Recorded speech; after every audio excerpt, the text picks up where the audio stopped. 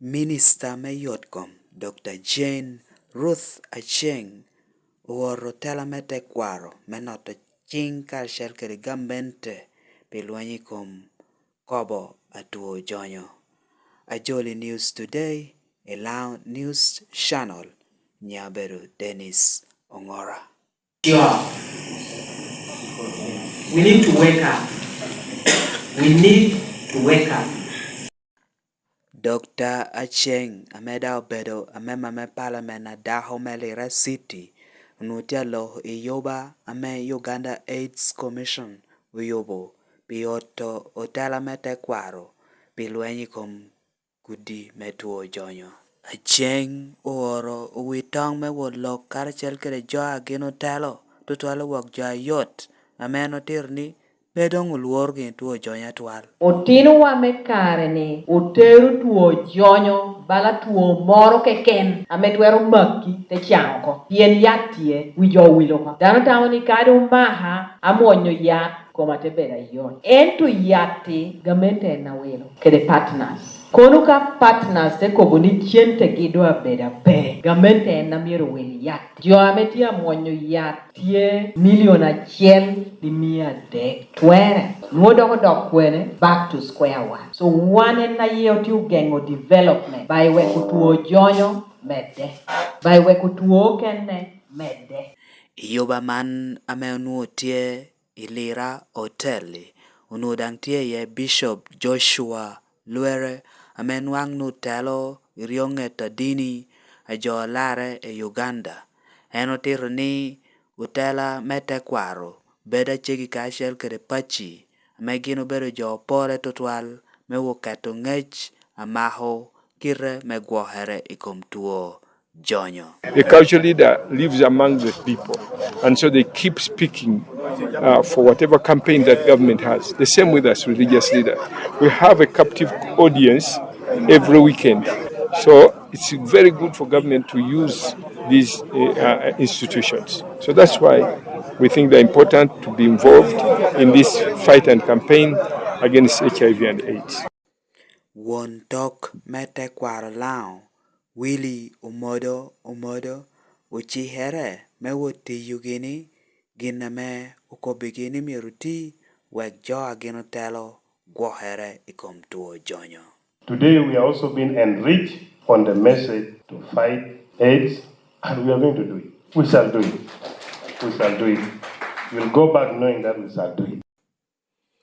Boni Ferdinand Ukelo Alele akonkor ara sisi Melira City utirni gina shalo mampishi a president utigini kere miri ni tekwaro mirichunga tek we kony yoto tedero pikop medan lobo kere yotkom. Ino po jo yela tek meke lukuchi tekwaro tien ka kuchie wan poro moti yuginoro kene poro mede una mera mene ni kushubere chelari atie achalo security Melira City. One, we are fully behind the position of government. Da poro mede woro position of government. Ni tekwaro miruchunga tek ajo woro ajo maro ayot kontije.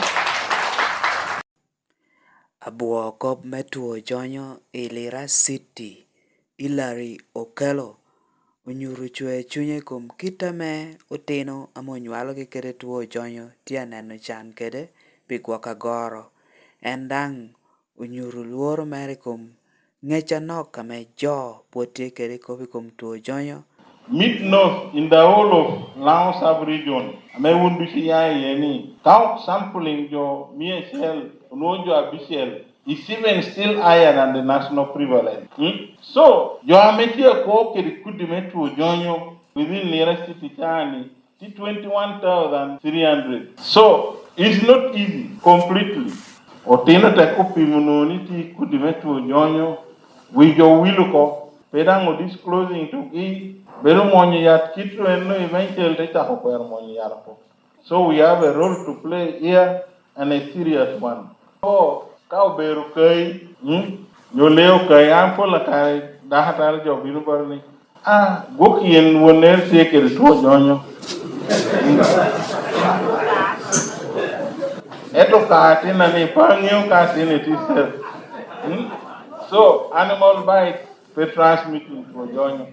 Then swimming pool, eating food prepared by Ngatiti to join. What is school loro? Park of within the city. Notice school program. Otepi mutendo mutedo. Arioti to join. Director me school jate he mando mirchogi chuoroko.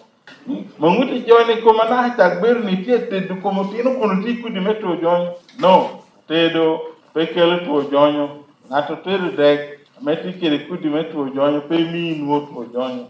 Then sharing spoon, forks, touching, hugging, maybe kissing. So, atiamet ni nyang mana bed.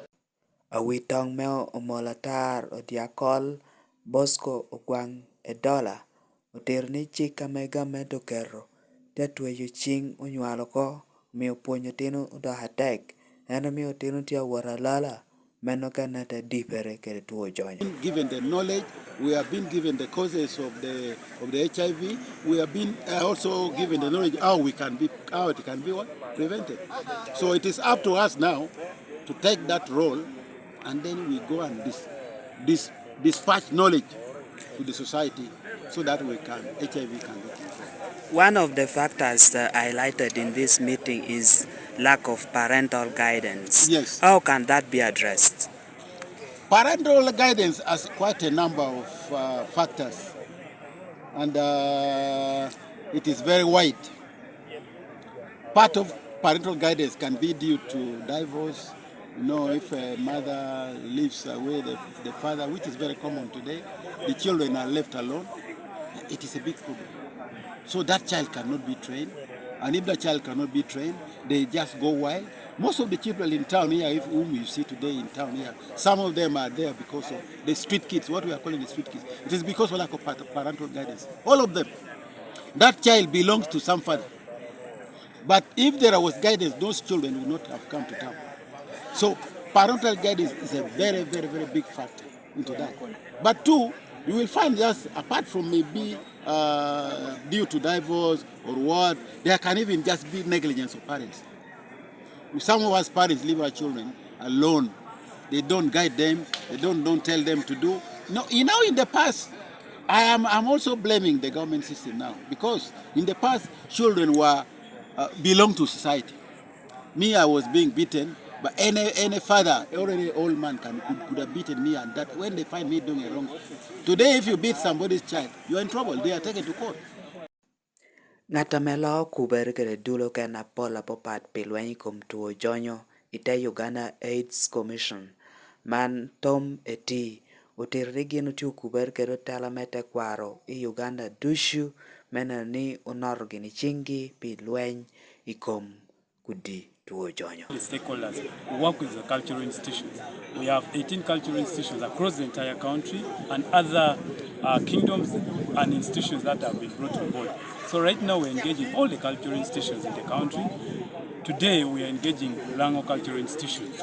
We realize that the cultural leaders are the gatekeepers of all the social issues within the communities. They are in charge families, they are in charge social support, they are in charge all the system that operates within actually our society.